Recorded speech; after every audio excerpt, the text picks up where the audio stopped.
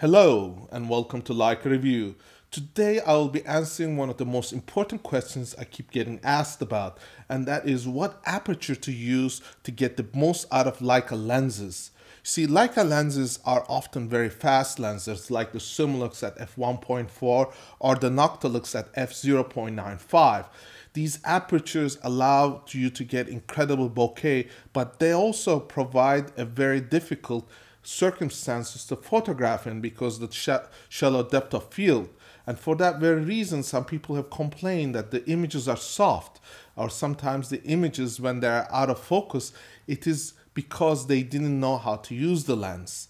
And it is for that very reason it's important to point out what each lens can bring onto your photography capabilities and also improve your photography. This is something I cover extensively in my workshops, and also something that you should be improving upon and concentrating on knowing how to use these lenses efficiently, because these lenses are extremely expensive, but they also provide you with an advantage that is unfound in most other lenses in the market. And this one of the things that I often tell my students is to know how to use your lenses efficiently and effectively, because at times if you are photographing a moving subject, you will have a very hard time nailing focus if you use your apertures wide open.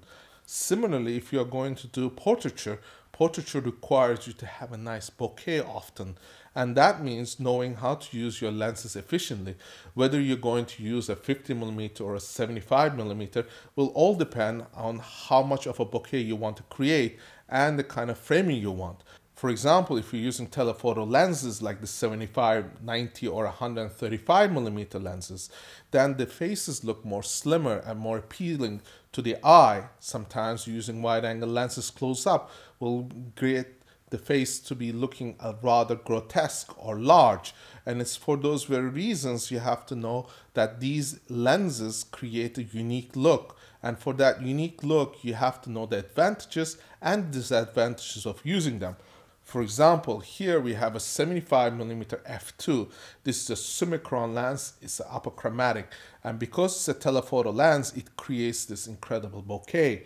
Yet this is a fast lens, so that means that you have to be very efficient and know that you are going to be able to nail the focus, because shooting wide open means that there is going to be a very shallow depth of field.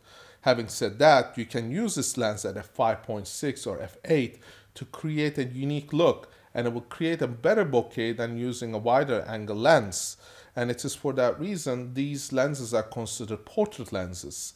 And for me, I use these lenses at f2.8, f4 often, and it's still attain incredible bokeh, because these lenses are meant to create these beautiful bokehs because they are considered portrait lenses.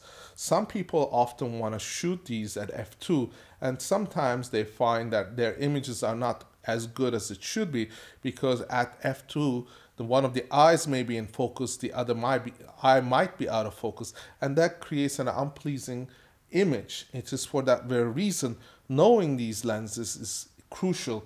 For example, a lot of questions I get asked about is this 50mm Noctilux. Noctilux is an incredible lens, yet f0.95 creates an incredibly shallow depth of field.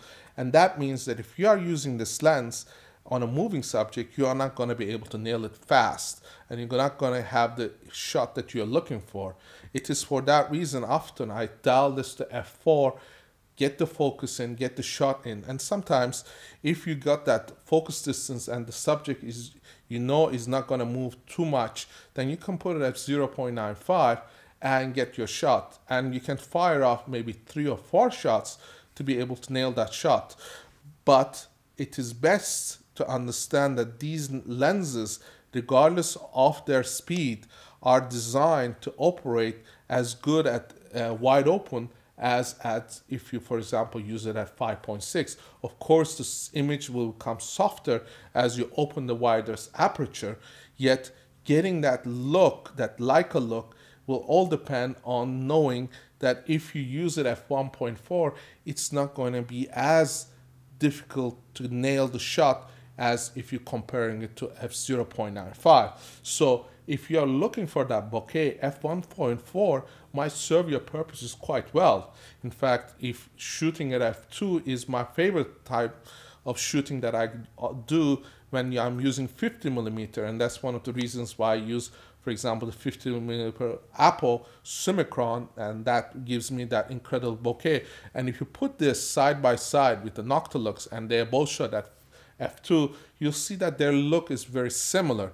Yet shooting at 0.95 creates a dreamy look, and that may be something that you're looking for, yet it might deter from the fact that you may not have a background, or the background is so blurred that you do not have an association of the character or the subject that you're shooting in correspondence to the background. It is for a reason, for example, if you're photographing somebody in Rome and you're using that image in the background to be a contrast to the image in the front, which is your subject, then you want to add that beautiful background. And for that reason, you may want to shoot at f5.6 or f4, and that means that you are not using your lenses wide open, but yet creating an image. So it is using the capabilities of your lens at its best. For example, it's like having a vehicle that moves very fast. It can go 300 kilometers an hour, but doesn't mean that you have to use it at its highest speed. If you're using it at 100 kilometers or 120 kilometers, it may be a very efficient vehicle. It may accelerate very fast. This is the same way if you're using these lenses. If you are going to shoot a beautiful scenery at 5.6 or f8 with a Noctilux, you are going to get that beautiful image. Yet it also gives you that ability to use it for portraiture if you, for example, want to blur out the background completely. So it is a versatile tool for professional, and for an amateur, it's the lens that they can own and grow with the lens as their skills grow. So if people ask me, should they buy a Noctilux? Yes, it's a lens that you can invest in and use it for a long period of time. And as your photography skills improve, you can use this lens at f0.95 as well as using it at f8. Now, one of the questions I often get asked about is using wide-angle lenses. Wide-angle lenses are often used, for example, for landscape photography. And for lenses like this one here, the Tri-Elmar 16, 18, 21mm lens, it only opens up to f4. f4 means you are not going to get a lot of bokeh, but then you would most likely use this lens to capture, for example, landscape, or you could use it for architecture, and that has a very different look than if you're going to use it for portraiture. In portraiture setting, it is going to distort the image quite a bit because of the distortions that come in because of the focal distance. And it is for that reason it is recommended that you use like a medium focal length like the 50mm, or a telephoto lens like the 75mm. I often use a 21mm even for portraiture because it opens so wide at f1.4 Simulux that you get to have actually a little blurring on the background, or it creates that beautiful pleasing between the in focus and out of focus points. It is for that very reason you can purchase a wide angle lens and use these lenses at f1.4 if you have a Simulux, or f2 at a Summicron, or you can use at f4. It all depends on what you want to add into the image. As I said in my previous example, if you're photographing in Rome of someone that you want to capture with the landscape or the buildings, then you would want to use a wide angle lens, and that also will fall into the portraiture. It also will give you that background, and using it at f4 is what makes sense, because you know that you're going to get that beautiful building in the background or the landscape as well as the person in the image. Now, of course, the distance that you are from the subject is going to affect the final result. For example, if you're shooting telephoto, it brings the image a lot closer, so it makes you feel like that you are in close distance to the subject. Whereas if you are shooting with a wide angle lens, the person is pushed further and further away from you as you go down in the focal length. So that means that if you're going to photograph somebody, you might have to get a lot closer than what our eyes are accustomed to. So that is an important consideration. And when my students come to me and say, I want to shoot wide angle lenses, I will ask them this question: are you prepared to go very close to your subject?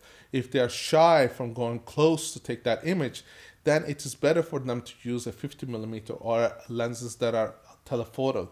And it is for this reason, using lenses wide open and wide angle, these are things that you have to master to improve your photography. Personally, using a wide angle lens takes practice, learning how to use it. Also, it will have to give you that framing. For example, in telephoto lenses, the framing is very simple. You put the person in a position where it's either the center or on the rule of 1/3.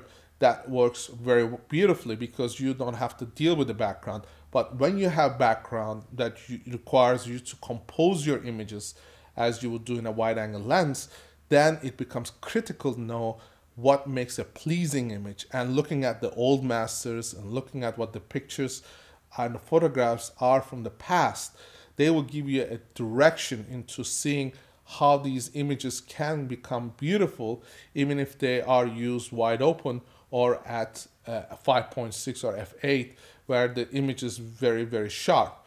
And for that very reason, it is knowing these tools that will give you that advantage.